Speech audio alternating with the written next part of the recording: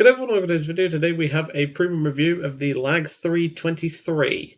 This is a extremely rare aircraft, which you could only get, well, twice, to be honest, as far as I've been able to find. Once in 2014, which was before when I started playing this game. And very recently, the last few months, of course, well, I say that, it was back in November of last year, you was able to get this aircraft in the 10 Rare Vehicles Special Anniversary event. Now, for those that might be thinking, oh, is this on the marketplace? I hate to be the bearer of bad news, but this is not on the marketplace. The only time you could get this vehicle is from those two events that I just listed there. There might be a bit of third, but I don't remember there being a third. This vehicle is, as such, quite rare and uncommon. Not many people grinded the 10 Rare Vehicles Special Anniversary event to get this thing. I was one of those that did. And the problem is that when I got this vehicle originally, the guns were very good. And yeah, that was the case for pretty much all Russian aircraft at that point. They had very good guns. Nowadays, though, since the gun nerf, and you're going to see it in the I-29 video as well, because I'm going to do one on that, this has taken a bit of a nerf, and you'll see that in the gameplay, because the guns were sparking quite harshly. Now, of course, to address this issue, because I have a feeling it's the FIT and HEF rounds, I tried to use armor-piercing belts. The problem is that when you fire an armor-piercing at a plane, it, of course, doesn't do a huge amount of damage because it just goes straight in, straight out. So in this gameplay, you'll see me running the belts that you see here with a 500-meter convergence. This is because this seems to be the way to actually get some damage done without having to rely on stuff like FIT and HEF. So, yeah. But anyway, now that we've covered the elephant in the room, that is this thing's guns, let's take a look at the aircraft's performance. So we're powered by a Klimov VK105P, producing 1143 horsepower, and off whip, I should say, it produces just 1020. Now, of course, for those that know the history, this aircraft was nicknamed the Guaranteed Varnish Coffin because it was extremely heavy, it was underpowered, and if you flew this thing, let's just say they had sympathy for you, and that's putting that lightly. Now, of course, in-game, it's not as bad as it would have been IRL because we can actually run this thing on minimum fuel, which is what I recommend. Now, of course, you'll see in the gameplay, I actually nearly run out of fuel. I showed a point where I'm obviously on the way back to the airfield to refuel and rearm and stuff like that, but I've got back to base with just 20 seconds of fuel left. Depending on the map, you might have to take 20 minutes, and if you do, you're going to feel it, let's put it that way. But otherwise, I would highly, highly suggest running minimum fuel. In terms of armament, we have a single 20mm Shavac cannon, and this isn't too bad, but of course, since the gun nerf, I'm going to be repeating myself here, it's not very good anymore. Just having a single 20mm is not great. It feels like I'm firing a 151. And then, of course, we come to the 12.7, which is a bit better, but of course, this is a machine gun. This isn't a cannon, so it doesn't hit as hard as a cannon. And even this sparks on occasion, so don't expect that to be it. The overall climb rate of the aircraft, however, obviously due to the underpowered engine, is not great, but that's where we take minimum fuel to try and improve that. The high altitude performance is not great either, but it's enough, and the low altitude performance is bearable for 2.3. And if you're in a down tier, this thing's actually going to be pretty good on minimum fuel. In terms of armor, it doesn't really have any. It has a 8mm steel plate protecting the pilot, and that's it. There's nothing really to write home about in that regard. But then, of course, we come to this thing's little, well, I say party trick. All the LaGG-3s have this, bar the 8 in the tech tree. This, of course, can carry some bombs and or rockets, and this is where I've had good use out of this thing, is in ground RB. You can carry two 100kg bombs, which you're going to see these in the gameplay, because I actually have to strap these on to get the match in our favour, a little bit more at least. Two 50kg bombs, which they're something, it's just you're going to have to drop these literally through the letterbox of a Panzer IV in order to kill this thing. And then, of course, you can carry some rockets as well. These are semi-armor piercing high explosive rockets, so these are quite hard to aim, and if they penetrate, they will kill the guy who's on the receiving end. The problem is that these rockets are quite inaccurate. And then, of course, we have some ROS-HE airburst rockets. Of course, you can set these as a fuse. You can set these to be direct contact. It depends on your preference. But, of course, against armored targets or anything remotely with a bit of steel on it, it ain't going to do much, as you can tell with just 10mm of penetration. But, of course, in the gameplay, as I said, you do see the Fab 100kg bombs.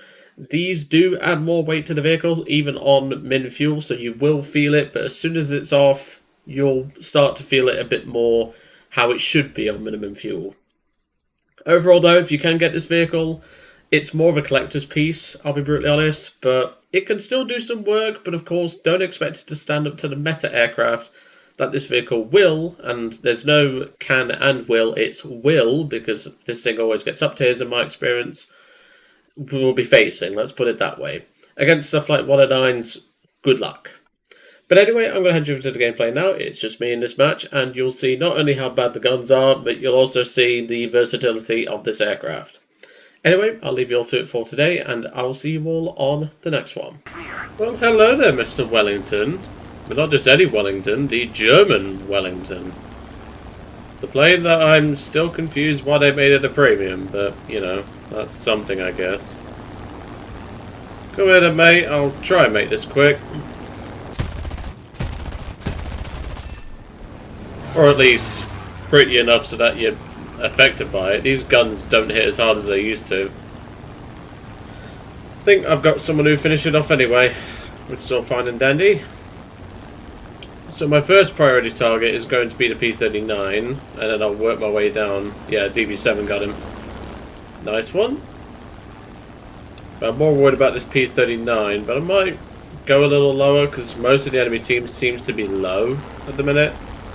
Okay, no, I don't need to worry about that guy. He's got 2 Chikers on him. Yeah, this isn't going to end well for him, that's for sure. This is the problem with this plane, is when you're running out of min fuel, you're still not going to be above anyone, really. Like, you're going to get to the bombers okay, but things like that BF-109, you're just not going to keep up with. You'll keep up with those P-40s, but not, shall we say, the more meta planes, and that's really what limits this thing. So the 109 is diving. I'm more worried about the P-40 in this moment in time, but the 109 may change his mind, which is the concerning factor. But I think for now the P-40 is going to be our main target, and hopefully our guns do a bit more damage, because they're not great anymore. They're not as good as they used to be. Same with the I-29. Bit of poor shooting. It's been a while since I've aimed these guns on a lag.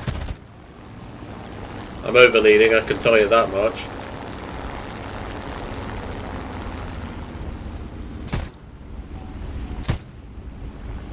Just tap firing, see if I can get him to do a mistake. There we go. Kill number 1. I'd aim for the pilot for that one.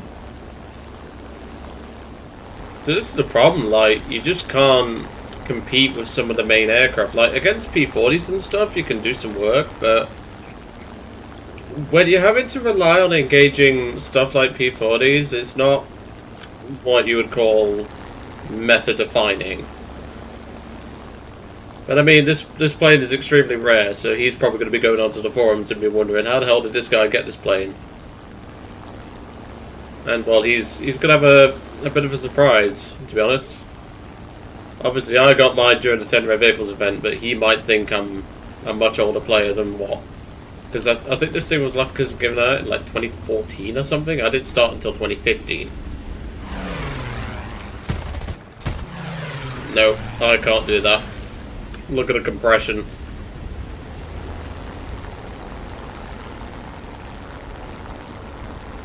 Yeah, it doesn't look like we're going to get much out of this, but, you know,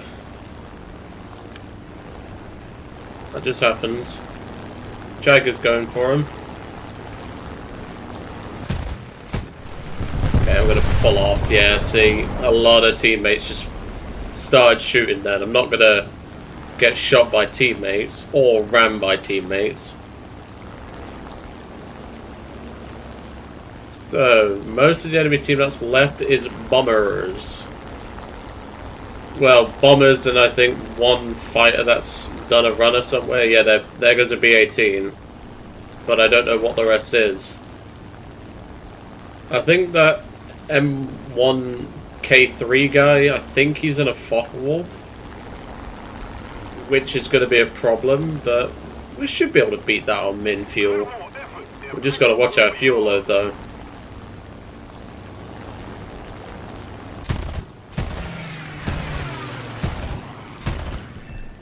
Look at the sparks. Yeah, I'm not going to waste my ammo. That was my last burst, and there's a Wellington, so... It's not the Wellington that died at the start of the match. They appear to have two. But I think those guys are going to go and hunt the Focke-Wulf, so... I think our best option... There's an A35. I think our best option is to try and assist them in that regard. Because the Focke-Wulf will outrun the Chikers, no problem, but he'll struggle to outrun me in a decent dive. And obviously I don't really want to chase a Wellington all game, because that would be A, boring, and B, I don't want to do that, because it's going to take me a few minutes to get up there, let alone anything else. And then of course, we've got 3.5 minutes of fuel left, so we have to take that into consideration as well. Now some of you more prevalent RRB viewers may be wondering, why am I running min fuel, which is 12 minutes, on a LaGG-3? Trust me, try flying this thing on, well, a LaGG-3 in general, on 20. It's not pleasant. It's a bit of a brick, to say the least. And I'd rather not deal with that. Okay, he's pulling up.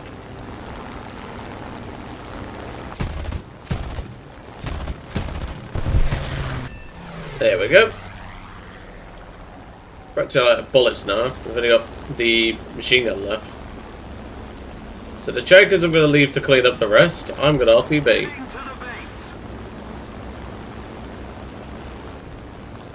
And well, I'll probably dump my machine gun ammo into an armoured car on the way back, so I will see you all in a couple of minutes.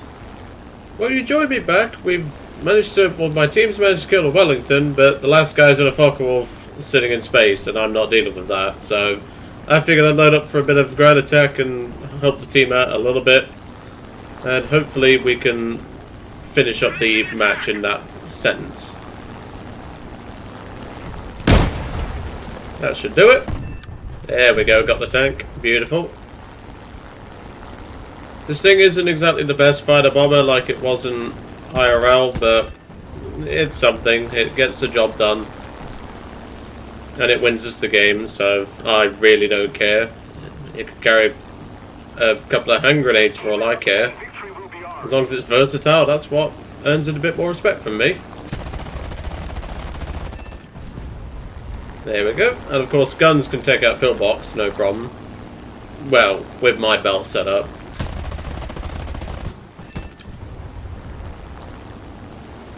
Yeah, he's coming down now, but it's a bit too late for you, buddy. That's for sure. Out of all these targets, he's going to have to pick me, because obviously I'm the one killing the pillboxes. And there we go. And he's going for a bot anyway, so it didn't matter. But there we go. Not the greatest match in terms of kills or anything like that, but that's not what this plane's about. It's more of a support plane anyway, that I can tell you that much. But it doesn't pay very well, but if you did manage to get this thing during the 10 rare vehicles event like I did, you're probably going to have this thing, let's just say, as a bit of bragging rights, because not many people have this thing anymore.